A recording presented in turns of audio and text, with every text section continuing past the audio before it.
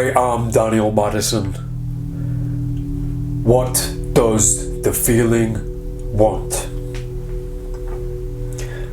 More recently, I've been trusting what I describe as a calling, intuition, the gut feeling. I've been trusting it so much, and I haven't followed it my entire life, but since I started following it and allowing it to grow and also helping it develop in the right direction, in a very natural direction, the more I've done that, when I follow that calling and that intuition, it always leads to something good. It always leads to the right thing. It's never led me astray. It's never led me down the wrong path. In fact, if anything, it's led me away from the wrong decisions, and it's led me away from places and things and people that I shouldn't have been around or near. I have 100% trust in it.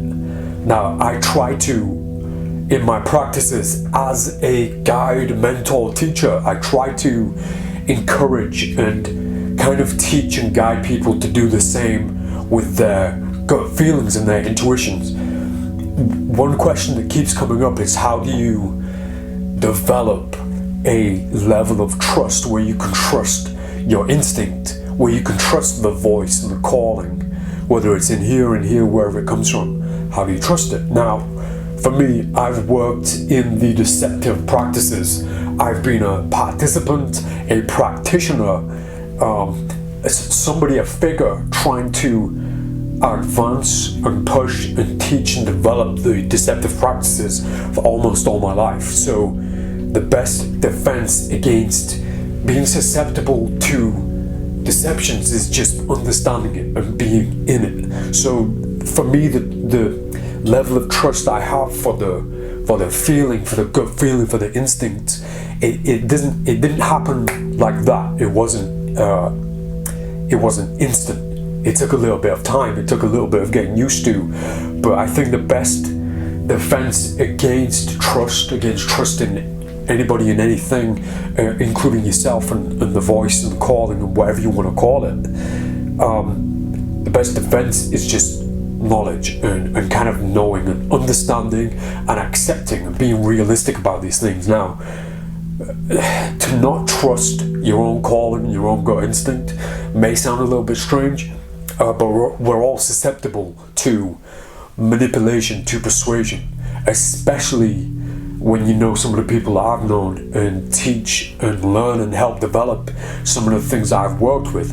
Mind readers, psychological illusionists. This is what they are built for. This is what they do. This is what they practice, develop, execute, perform. And somewhere along the lines, over the more recent years, in the practice, in the delivery and expression of psychological illusion, mentalism, mind reading, these artists, they employ the answer as part of their performance, because we're becoming wise to it. The rest of the world is becoming wise. We know that it's not really real. We know that it's persuasion. We know that it's people taking advantage of other people's susceptibility to influence and suggestion. So that becomes part of the act. If you go to see, or if you experience a mind reader, they will expose themselves to make it feel more realistic and make it feel more real, when really that's kind of the second level, or maybe the third level of the deception itself.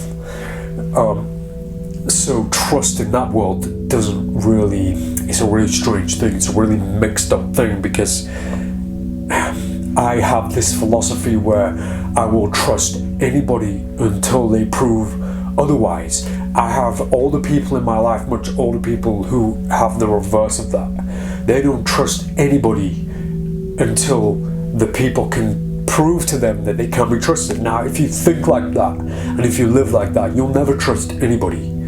Me, I have alligator skin, so I trust every single person until they prove otherwise. This opens me up to thousands of potential meetings and friends and artists and connections. If I don't trust people, then I will be cut off. Now, my alligator skin comes from being burnt and being hurt and being upset and trusting people and have them betray that trust. It happens over and over and over again, and you never really become strong to it. But the more you are exposed to it, and the more that people take advantage of you, the tougher you get with it, the more you accept and understand it. So when I've been questioned lately about following my intuition, following my gut feeling, and following that voice, why do I trust it? What, how do you know if you can trust it or not? It opens up this whole different conversation about the psychology and the understanding of what intuition is, because we start looking at and we start thinking about and trying to understand personal demons. There's this idea. I heard Joe Rogan talking about it very recently, and he said, and by the way, he's not the only person, obviously, he's not the only person or the most prevalent or important person to have addressed this, but he's the most recent person that put this on my mind.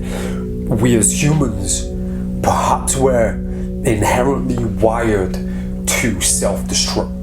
A part of our makeup, a part of our genetics, a part of our geneticals is to self-destruct.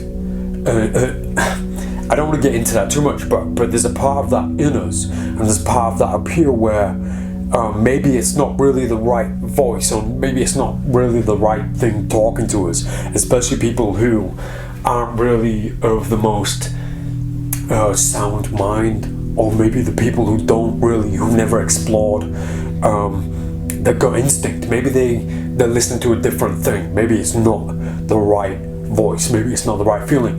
Unfortunately, I'm in a position where I don't really know that. I know that we have demons, and I know that we have parts of us, our spirit, our mind, whatever word you want to use, we have parts of us that where demons come from, the reason we call them demons in the first place. For example, you might have something in your mind, and then when you go to sleep at night, it keeps you awake because it kind of creeps up on you. Like Russell Brand said, he can get through his day just fine, and then he lays down and sleep, and all of a sudden that memory creeps up and goes, oh Russell, do you remember that time when you did this? And then you get embarrassed and you get, and obviously that's because you put your guards down. So those demons, they exist and they're in there. And I'm trying to answer this in the best possible way, but I struggle because I've not really experienced a level of trust or distrust in my voice or the calling or the feeling. It can't be explained. It's a feeling, and it tells me to do this. It's a voice, and it tells me to do this or go this way, and it's never wrong. It's never wrong. So from not being in a position to not trust it, the answer to it, why do I trust intuition and why do I trust that calling and that feeling, is because I just chose to accept it and let it in and lead me in the right direction. And every single time I've listened and gone in that direction, it's been the right thing. So I guess the trust comes naturally from that. And in a way, I have been quite not paranoid. I have been kind of waiting for something to go wrong just so that I can explore what happened and why that calling led me in the wrong direction, but it's not happened yet. And I'm very interested in meeting people who might have done that. So far, I'm early in my days of exploring what this is, but so far so good. So I think trust, if you don't trust it, if you don't trust that instinct, that feeling, that calling, then maybe that's the sign that you shouldn't. Maybe that's the sign that you shouldn't trust it. By the way, I didn't mean to just spend all this time talking about this one thing. There are other things I wanted to talk about in this video, so I'll probably just end that subject there. But what led me to ask that and to get onto that and talk about that a little bit, it's been on my mind so much, and it's the idea of, I always ask myself, what does the feeling want? If you've got a feeling, you've got an idea, why is it there? And it's there for a reason. I believe that everything's there for a reason that comes into your heart, into your gut, into your head. It's all there for a reason, and to ignore things it can be quite unhealthy for us mentally, and spiritually. I'm finding myself using the word spiritually a lot, and talking about this spiritual side of us a lot, and it's not hairy fairy, and it's not kind of, I'm not that kind of person, and even saying I'm not that kind of person sounds weird, but it's definitely the best description for it. What does the feeling want? I first heard, speaking of Russell Brand, I first heard Russell saying that, what does the feeling want? And the idea that you should explore it, because as an addict, isn't it, that kind of person, drinking alcohol or drugs or whatever you need to kind of escape from reality, and we're all escape artists, right? To get away from reality. Why are you doing that? Why are you doing that? And it's not until like recent years that I've been asking, like, what is it there for? Why am I trying to get away from this feeling? Why am I using this to experience this, rather than just doing it and just looking for the experience and looking for the reason through doing it?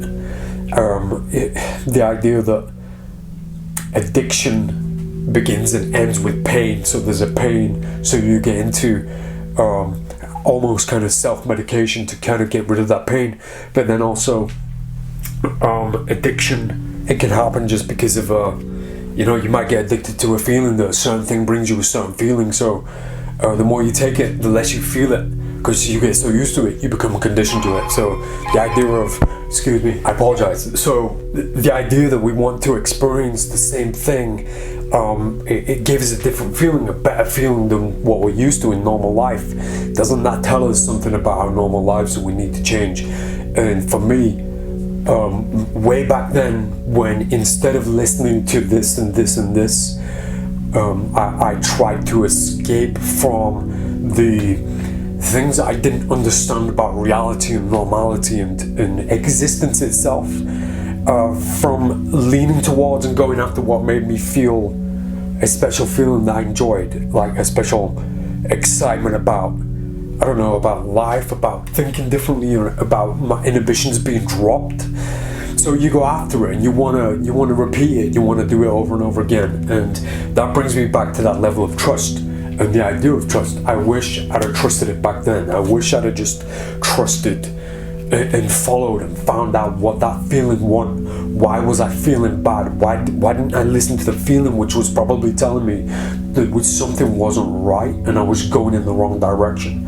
Instead of not listening to it, instead of ignoring that or not exploring that feeling, I went for the easy option, the one that would have a drink and then it takes you to this place where you don't have to deal with the things that might be going in the wrong direction at the time. It's one of those things. I'm trying my best to explain and talk about something that feels very important, an expression that feels very important, that might be able to help somebody watching this video, but it's so difficult to express that I don't feel like I'm doing it very well. But in trying to express it and trying to explain it and trying to encourage anybody else to stay with yourself in the present and ask yourself, what does the feeling want? And it's not necessarily a positive feeling that's going to say, this is where we go, this is the right direction. It's not necessarily going to be that. It might be, this doesn't feel right, this doesn't feel comfortable, it doesn't feel happy, so I'm going to go get a drink, or I'm going to go do this, so that I can be removed from it for a little bit. You know, Charles Bukowski said, when you drink, the world is still out there, but for that moment, it doesn't have you by the throat. And yeah, drinking and whatever takes you away from those things, but it also takes you away from dealing with those things and dealing with what that feeling and what that calling wants. And certainly when you're medicating yourself in your own different ways, you're not in the present to deal with it or to listen to what that calling wants.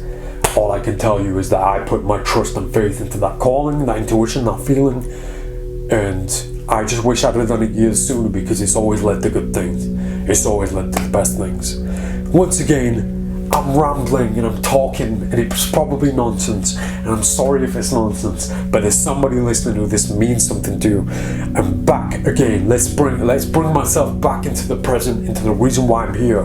I wanted to say a few different things once I got those feelings out of my mind, out of my spiritual self, out of here and out of here. And again, I'm doing this, I'm putting myself in front of a camera because something didn't feel right before I turned the camera on, and I knew that it was this message to try and get it out there, to reach that person or to reach a few different people with this message, whatever it means. And I followed it, and I feel really satisfied, not fully satisfied, but I feel like I've done the right thing by listening to that. So here's an example of following that calling and that intuition, and it's at the risk of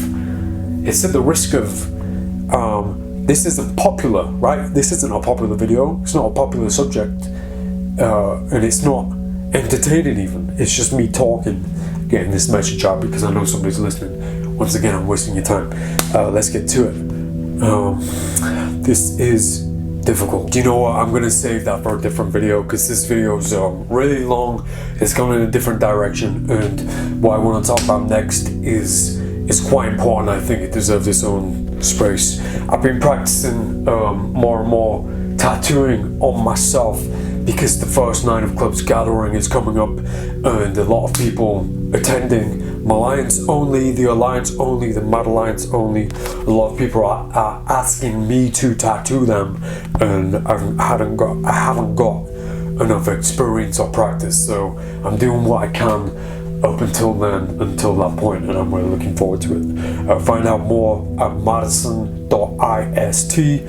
But as for now, I'm going to end this video because it's gone on much longer than I anticipated, much longer than I expected. Always ask yourself, when you get a feeling that you're unsure of, that you're unaware of, what does the feeling want? Listen to yourself, listen to the voice, listen to your intuition, listen to your gut feeling. It's never been wrong for me. I am Daniel Madison. Thanks for spending some time with me. See you next time.